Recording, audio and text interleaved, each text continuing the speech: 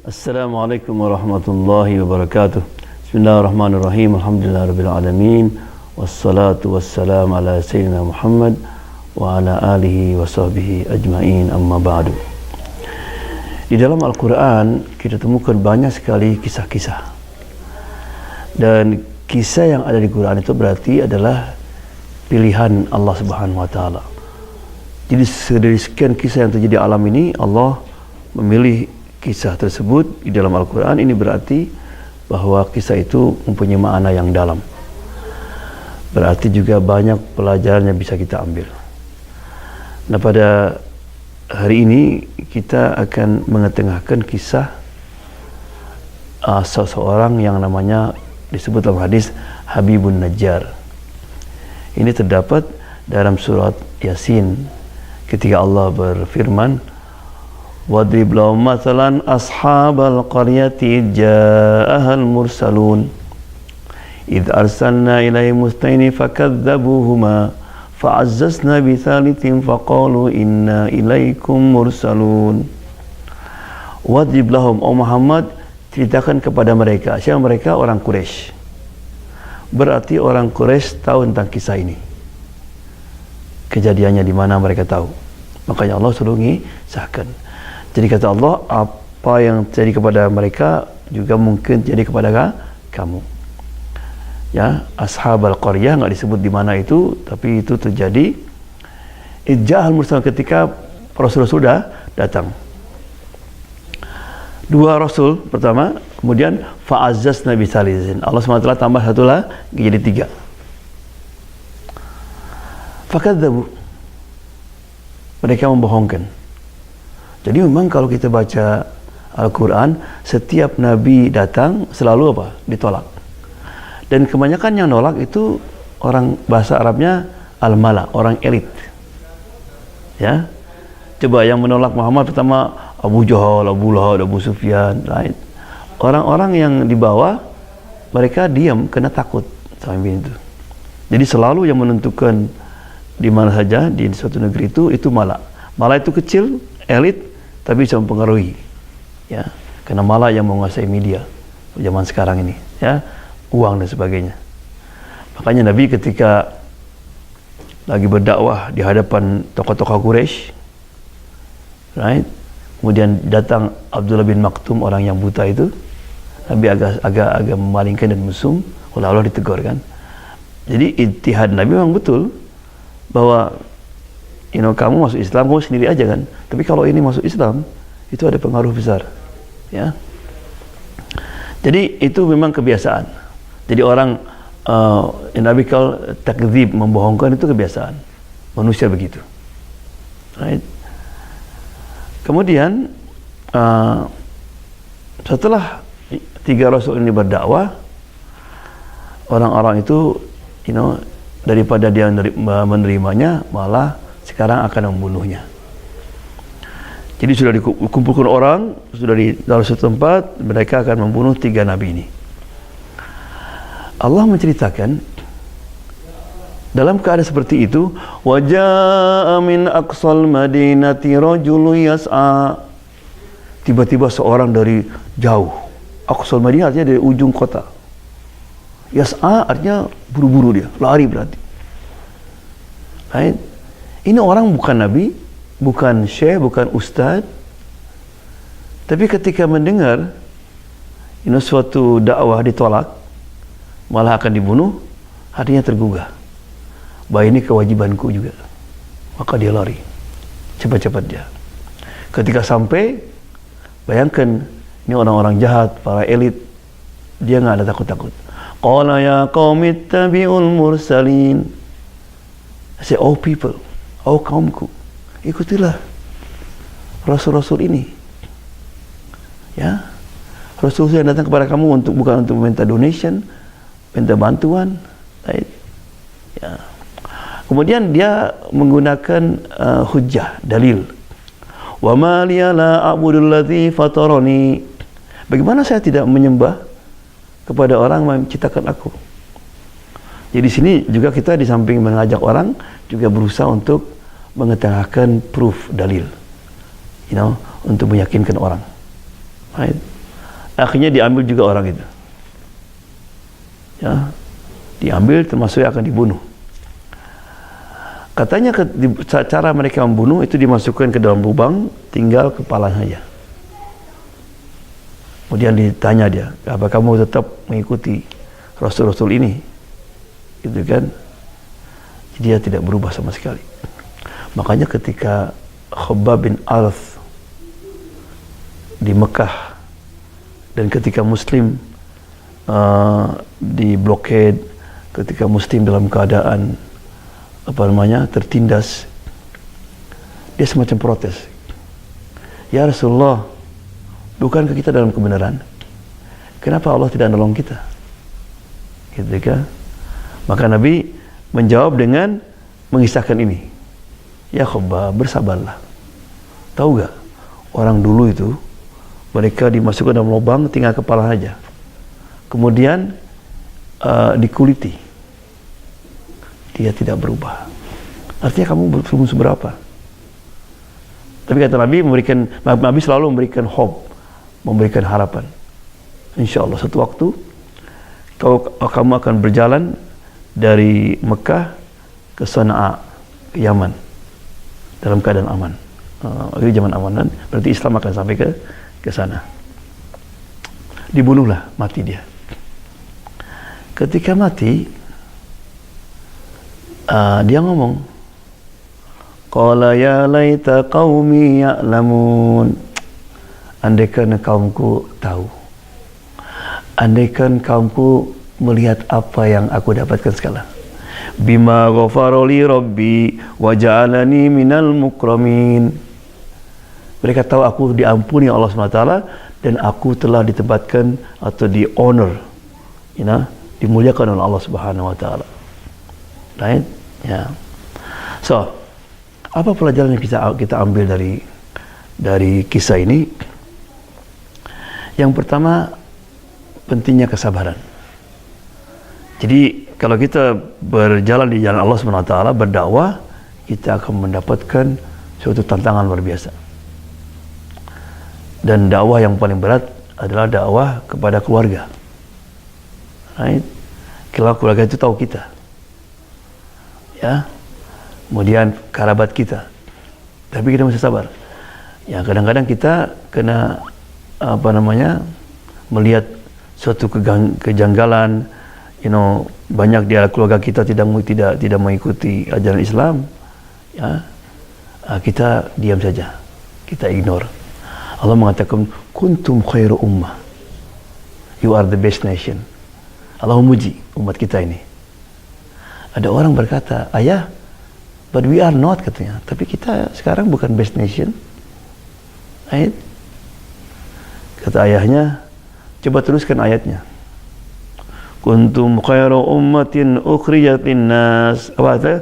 Ta'muruna bil ma'ruf wa tanhauna 'anil munkar. Karena mereka dulu selalu amar ma'ruf nahi munkar. Wa tu'minuna billah, dan beriman kepada Allah. Ini ayat aneh. Kamu mesti iman dulu ya. Tapi kok amar ma'ruf beruan? Jadi Allah ingin mengatakan iman kamu itu nggak ada artinya kalau tidak melaksanakan amar ma'ruf nahi munkar. Wa tawasau bil haq wa tawasau bis sabr.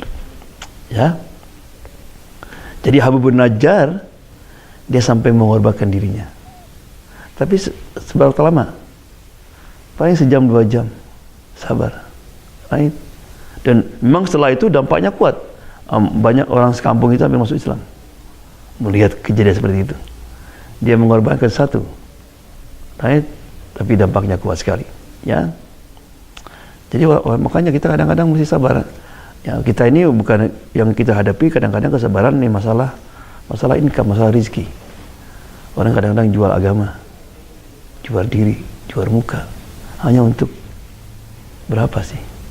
Jutaan rupiah. Right? Sedangkan rezeki itu sudah ditanggung sama Allah Subhanahu wa taala. Jangankan kita, binatang aja ditanggung. Dulu ada semut. Nabi Sulaiman kan bisa kamu ada semut. Kamu setahun berapa? Cukup. Dia bilang, saya cukup 2 biji. Kemudian Sulaiman masukkan ke dalam kotak itu, setelah 2 biji. Selesai setahun, dilihat oleh Sulaiman, loh kok masih ada 1 biji? Bilang, kamu bohong ya? Berarti kamu cukup 1 biji. Kamu masih ada tinggal.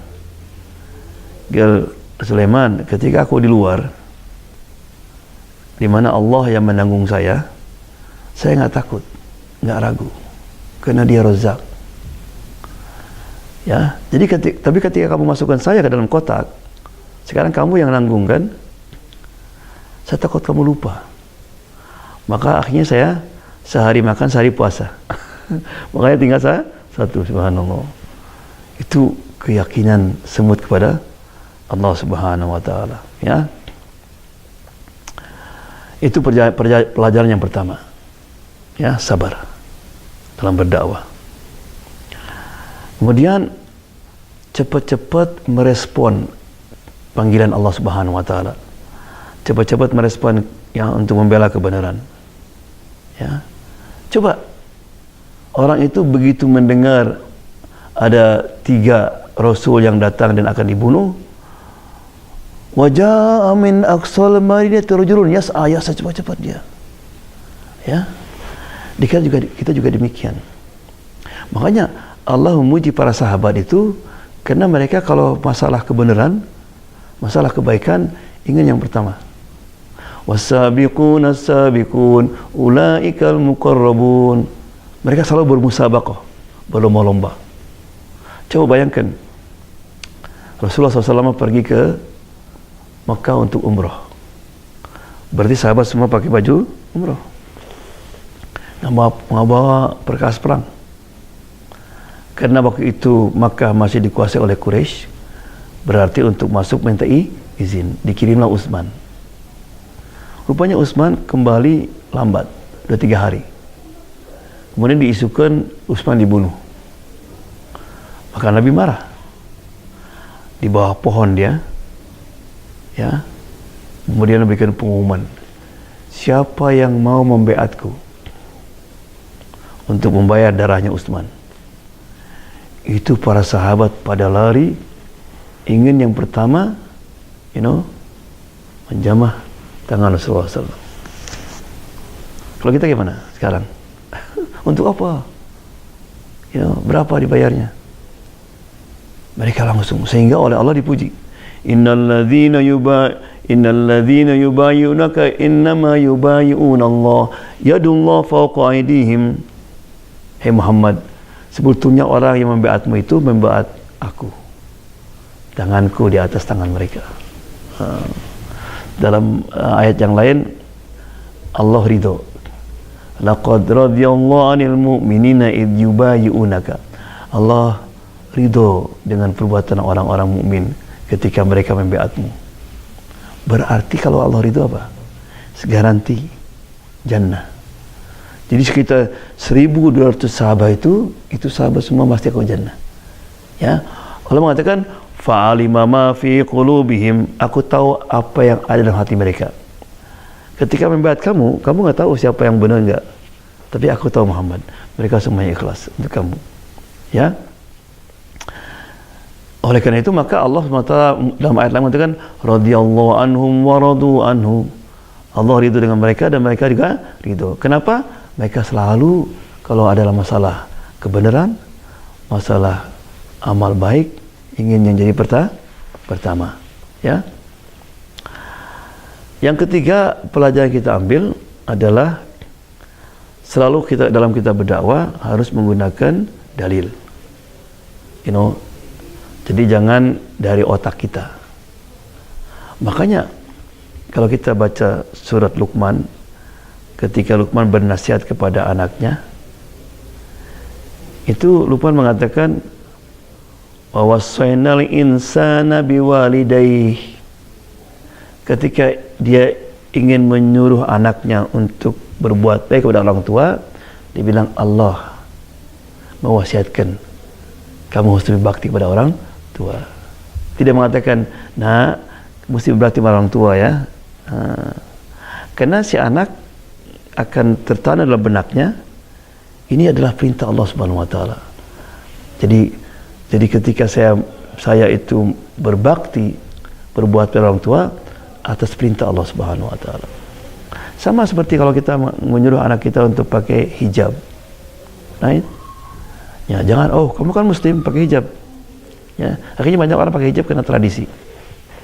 Saya ada kisah orang pulang rumah nangis. Anak perempuan umur 9 tahun. Kenapa nangis? Karena kata ibu guru saya nggak boleh pakai hijab lagi. Ini di Kuwait. Jadi ibu guru sekuler. Nah, ini ibu yang pintar, lihat. Ya terserah kamu. Kamu mau taat kepada ibu gurumu atau kepada Allah. Nah, kemudian dibacakan sama ibunya. Allah mengatakan,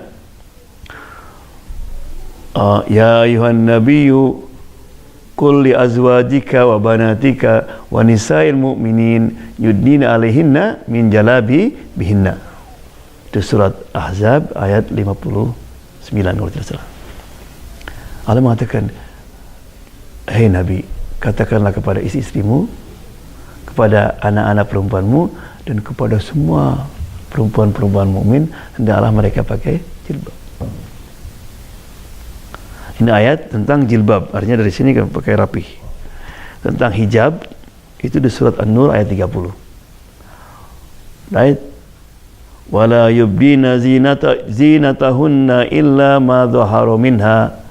Perempuan tidak boleh memperlihatkan kecantikannya kecuali yang diperlukan, yaitu muka dan tangan. Ayat sebelumnya wal yadribna bi khumurihinna, hendaklah mereka menutup kepalanya. Bahasa Arabnya khimar. Jadi kalau orang mengatakan nggak ada dalam Quran, ini ayatnya. Tanya orang Arab yang pintar, yang bodoh, apa arti khimar? Pasti itu kudung. Kalau pakai hak himar, gede. Saat sedikit berubah khimar. Jadi di komus apa saja, apa itu khimar? Itu adalah kudung. Ini Quran. Malah dalam Quran pakai kudung dan juga juyubihina, menutup dada. Karena ada orang kadang-kadang pakai kudung segini aja, lehernya kelihatan, dadanya kelihatan. Itu bukan hijab itu, ya. Kemudian dia ceritakan hadis ketika Asma pulang ke rumah mengunjungi Aisyah, ya. Asma ini lebih besar daripada Aisyah.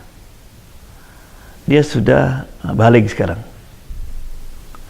Kata Nabi, ya Asma, kalau perempuan sudah balik, tidak boleh kelihatan kecuali muka dan tangan.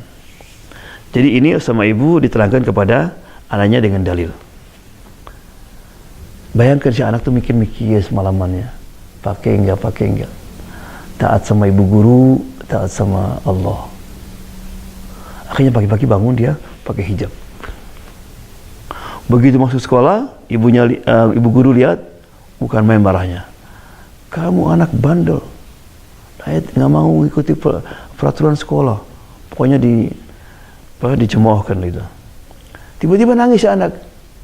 Saya bingung gitu. Bingung kenapa? Saya mesti taat sama kamu atau sama Allah yang menciptakan aku dan menciptakan kamu. Itu kata-kata Allah membuat ibu guru shock. Oke. Jangan nangis. Oke. Setelah selesai sekolah, dia ibu gurunya ikut sama anak itu. Anak masuk ke rumah, Mami ada ibu guru. Sangkanya udah mau diberhentikan. Itu begitu lihat ibunya, ibu guru bilang, terima kasih Bu. Selama ini saya tidak tahu Allah. Sampai anakmu memperkenalkan saya kepada Allah. Allah yang menciptakan aku, berisi kepadaku, berikan kehidupan kepadaku. Dia minta hanya pakai jilbab saja, saya nggak mau. Akhirnya pakai jilbab dia. Right? Dua pelajaran di sini. Yang pertama tadi itu, si ibu itu ketika si anaknya nangis tadi bingung, dikasih dalil.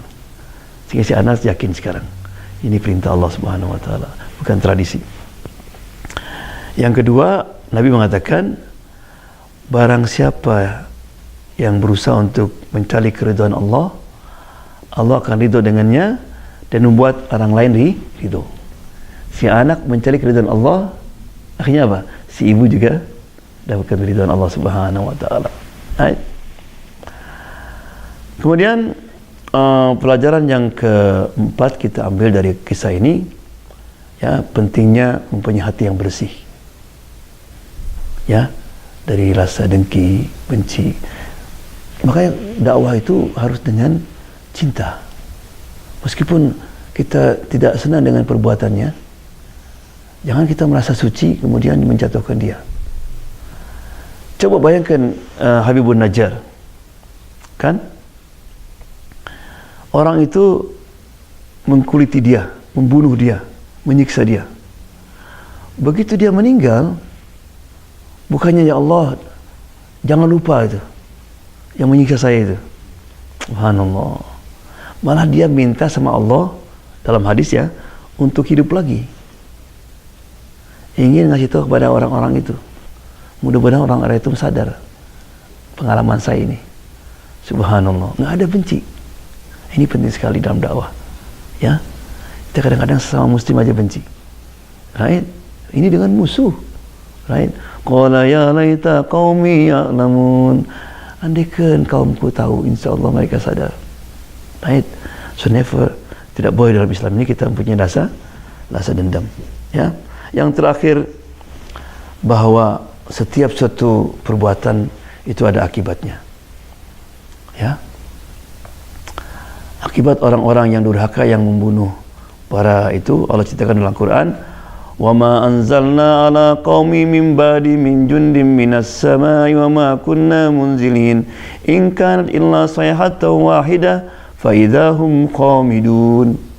Allah marah, ya, dengan tingkah laku mereka yang biadab, yang keji kepada para rasulnya itu. Maka turunlah malaikat Jibril dan dia menjerit, maka mati semuanya.